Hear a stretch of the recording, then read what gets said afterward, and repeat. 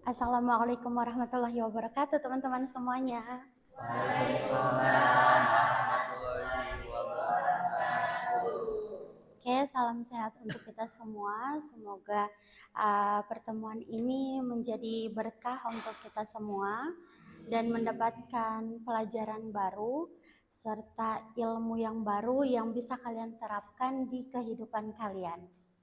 Oke, tanpa berlama-lama, di sini saya akan membawakan materi inovasi pendidikan yang sebagai salah satu mata kuliah prasyarat ya atau syarat gitu untuk mahasiswa MPI semester 6. Oke, sebelum saya lanjut, saya absen dulu ya untuk kehadirannya.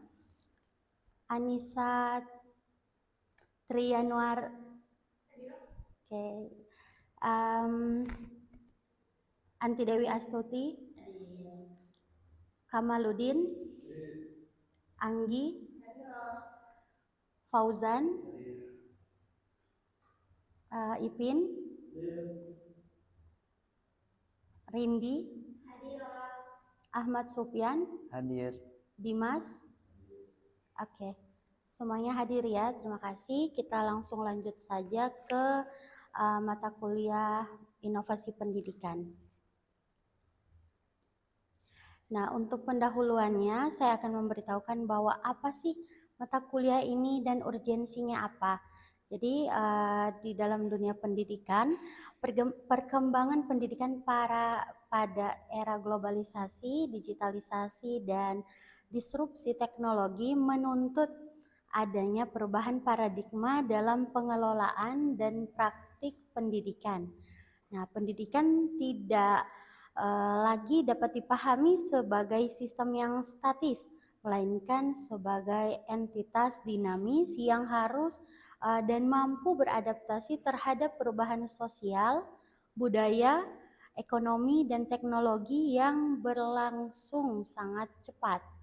Dalam konteks ini, inovasi pendidikan menjadi kebutuhan strategis dan keniscayaan bagi keberlangsungan serta peningkatan mutu lembaga pendidikan.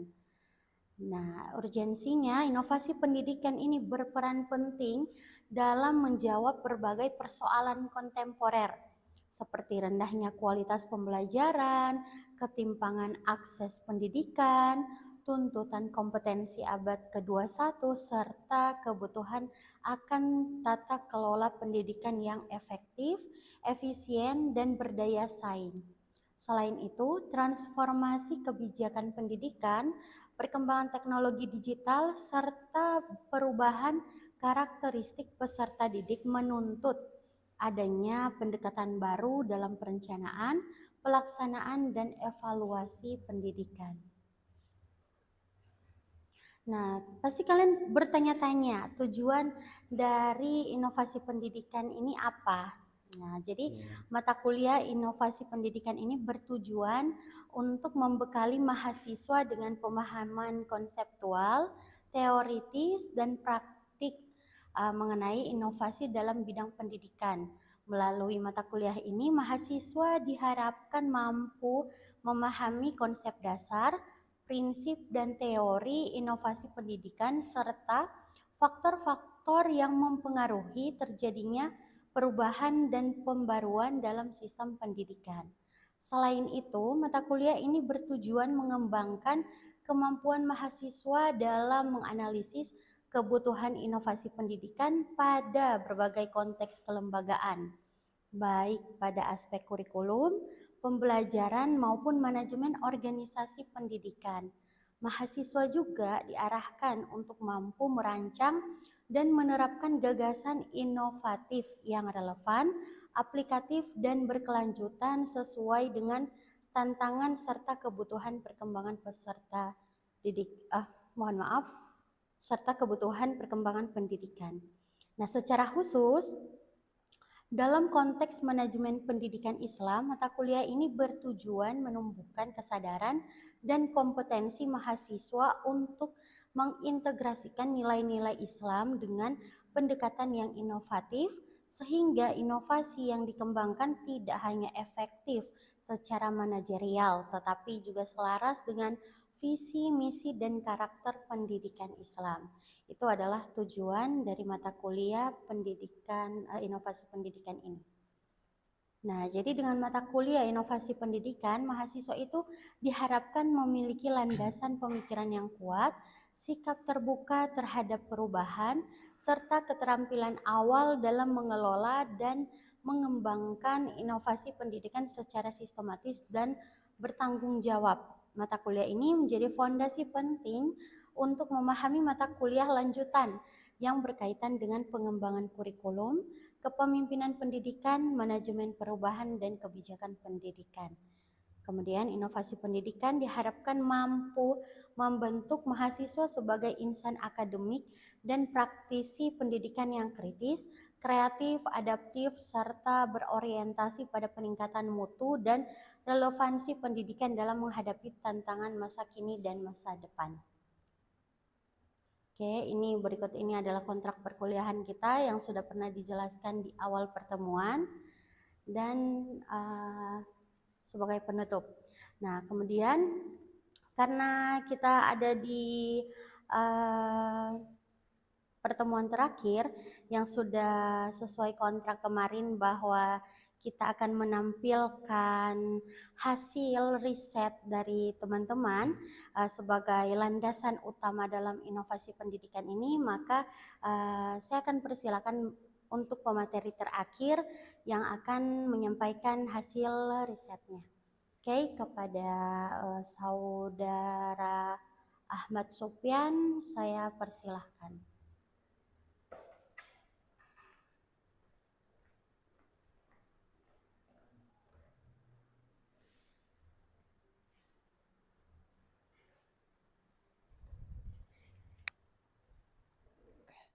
Langsung saja teman-teman, jadi pada pertemuan terakhir ini saya akan memaparkan riset hasil di lapangan saya yang berjudul Implementasi Inovasi Pendidikan Berbasis Video Animasi dalam Meningkatkan Minat Belajar Anak di TK IT Kobarka. Jadi pertama itu ada latar belakang, tujuan penelitian dan rumusan masalah, metode penelitian, pembahasan dan temuan, dan yang terakhir ada kesimpulan. Latar belakangnya itu, jadi ini tuh diambil dari perkembangan teknologi informasi dan komunikasi telah membawa perubahan yang sangat signifikan, terutama dalam dunia pendidikan. Maka pemanfaatan media pembelajaran berbasis video animasi menjadi salah satu upaya untuk menciptakan proses pembelajaran yang lebih menarik, interaktif, dan efektif. Nah, latar belakang ini yaitu pertama ada minat belajar merupakan faktor penting dalam keberhasilan pembelajaran anak usia dini. Terus rendahnya minat belajar disebabkan oleh penggunaan media pembelajaran yang cenderung monoton. Selanjutnya video animasi menjadi alternatif media pembelajaran yang menarik, interaktif, dan juga menyenangkan, terutama di anak-anak yang usia TK ya. Dan di TK IT Kobarka penggunaan video animasi sudah ada, namun masih terbatas dan belum optimal. Selanjutnya tujuan penelitian dan rumusan masalah. Tujuan penelitian ini yaitu untuk mendeskripsikan bagaimana implementasi video pembelajaran berbasis animasi dalam menumbuhkan minat belajar anak di IT Kobarka. Itu ada tujuan dari riset saya. Terus rumusan masalahnya itu bagaimana implementasi video animasi dalam pembelajaran, bagaimana perubahan minat belajar anak sebelum dan sesudah penggunaan media tersebut, dan yang terakhir apa saja faktor pendukung dan kendala dalam pelaksanaannya. Selanjutnya metodologi penelitian, pendekatan yang saya gunakan yaitu menggunakan pendekatan kualitatif dengan metode studi kasus deskriptif. Pendekatan ini bertujuan untuk memahami secara mendalam proses pembelajaran berbasis video animasi di IT Kobarka tersebut. Terus teknik pengumpulan datanya itu melalui observasi, wawancara, Wawancaranya itu terhadap kepala sekolah, guru, dan juga peserta didik. Selanjutnya ada analisis data. Analisis data ini menggunakan model interaktif yang oleh Habermas dan Saldana yang meliputi reduksi data, penyajian data, serta penarikan kesimpulan. Dan terakhir, keabsahan data ini dijaga melalui triangulasi data agar hasil penelitian ini dapat dipercaya, terutama untuk banyak orang ya, untuk khalayak. Nah, pembahasan dan temuan yang pertama itu ada implementasi video pembelajaran berbasis animasi di ITK Barka. Terus yang kedua, minat belajar anak sebelum dan sudah penggunaan video animasi. Terus pembahasan yang ketiga, faktor pendukung dan kendala dalam implementasi video animasi tersebut. Langsung saja, pembahasan pertama yaitu implementasi pembelajaran berbasis video animasi. Jadi subjek penelitian itu digunakan sebagai media pendukung pembelajaran di ITK Barka, terutama pada tahap persepsi untuk menarik perhatian anak. Jadi di awal pembelajaran itu menggunakan video animasi untuk sebagai stimulus pembelajaran gitu ya. Kemudian penggunaan video disesuaikan dengan karakteristik anak usia dini, dan video tidak lebih dari durasi 5-7 menit digunakan untuk menjaga fokus dan membantu menjelaskan materi yang abstrak menjadi konkret ya. Selanjutnya, pemanfaatan video tidak menggantikan peran guru, tetapi sebagai stimulus awal yang telah tadi saya sebutkan ya, untuk meningkatkan keterlibatan anak. Gitu ya. Penggunaan video ini menunjukkan upaya menciptakan proses pembelajaran yang lebih interaktif, variatif, dan menyenangkan sesuai dengan karakteristik anak usia dini ya. Selanjutnya ada minat belajar anak sebelum dan sesudah penggunaan video animasi. Jadi sebelum digunakan video animasi itu, minat belajar anak itu cenderung rendah dan hanya 3-4 anak saja yang aktif. Terus anak mudah bosan dan kehilangan fokus. Selanjutnya pembelajaran cenderung monoton karena mengandalkan verbal saja, nggak ada medianya. Terus partisipasinya juga kurang. Nah, sesudah penggunaan video animasi yang saya bawa ke sekolah tersebut, ke sekolah IT tersebut, yaitu menggunakan video pembelajaran ini ya, contohnya hasil yang saya buat. Sesudahnya itu minat belajar tumbuh dan cenderung meningkat, anak lebih fokus dan antusias, anak aktif menirukan dan bertanya gitu, banyak bertanya. Terus yang terakhir, mampu menceritakan kembali materi yang telah disampaikan. Jadi anak-anak itu jadi mampu menceritakan apa yang telah disampaikan berdasarkan video yang telah ditampilkan gitu ya. Terus pembahasan terakhir yaitu faktor pendukung dan kendala. Nah, faktor pendukungnya dukungan kebijakan dari kepala sekolah. Jadi di sana itu udah didukung oleh kepala sekolahnya ya, udah ada kebijakannya. Terus fasilitasnya juga udah tersedia kayak proyektor, laptop, dan speaker untuk pengeras suaranya. Dan juga karakteristik video animasi yang menarik menurut visual, warna, suara, dan juga cerita. Terus membantu pembelajaran lebih konkret yang tadinya abstrak jadi konkret ya. Itu sesuai dengan karakteristik anak usia dini.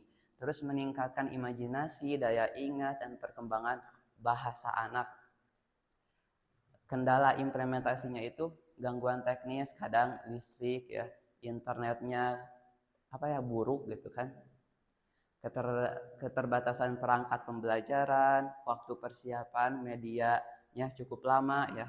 Terus video belum selalu terintegrasi dengan kegiatan pembelajaran lanjutan, dan terakhir yaitu kesiapan guru dalam memilih dan menggunakan media. Itulah faktor pendukung dan kendala dalam implementasi video pembelajaran berbasis animasi yang saya bawa ke sekolah ITK Barka tersebut ya. Terus terakhir itu kesimpulannya itu inti temuan ini, video animasi efektif untuk menumbuhkan minat belajar anak usia dini, terutama di sekolah YT Kobarka ya. Namun keberhasilannya bergantung kepada dukungan sekolah, kayak kebijakan kepala sekolah, guru, dan sebagainya. Terus fasilitas, kesiapan guru, dan pemilihan media yang tepat. Mungkin itu saja yang bisa saya sampaikan. Terima kasih.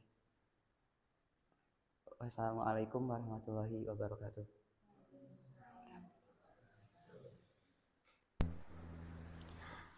Baik, terima kasih Ahmad Supian yang sudah memaparkan hasil risetnya ya sesuai dengan yang telah kita sepakati di awal pertemuan bahwa kita akan membuat satu produk inovasi pendidikan. Nah, pasti teman-teman ada yang banyak bertanya di kepalanya, apa, kemudian mengapa, kenapa, hubungannya dengan MPI-nya itu apa. Nah, jadi saya silakan untuk bertanya, tapi dibatasi saja hanya 2 orang, oke?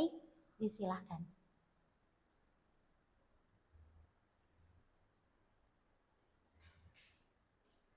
Assalamualaikum warahmatullahi wabarakatuh. Waalaikumsalam warahmatullahi wabarakatuh.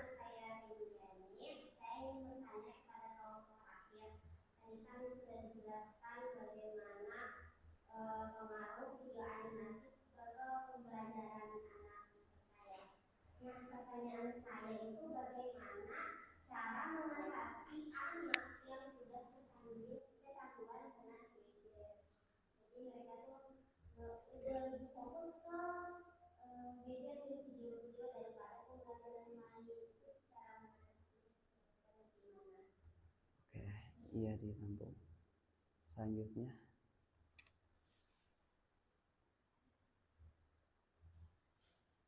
Ada lagi gak? Barangkali ada lagi yang ingin bertanya? Atau ditampung dulu? Atau langsung menjawab? Gimana pemateri? Langsung jawab aja ya Bu. Oh iya, boleh, silahkan. Berarti bagaimana cara mengatasi anak yang udah kecanduan gadget ya? Jadi boleh saja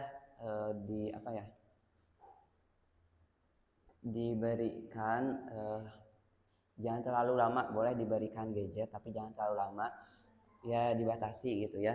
Terus diarahin sama orang tuanya ke ke lebih edukatif gitu ya. Jadi di setting dulu sebelum dikasih ke anaknya gitu ya. Terus kan tadi hubungannya dengan penelitian ini ya, jadi yang sudah kecanduan gadget itu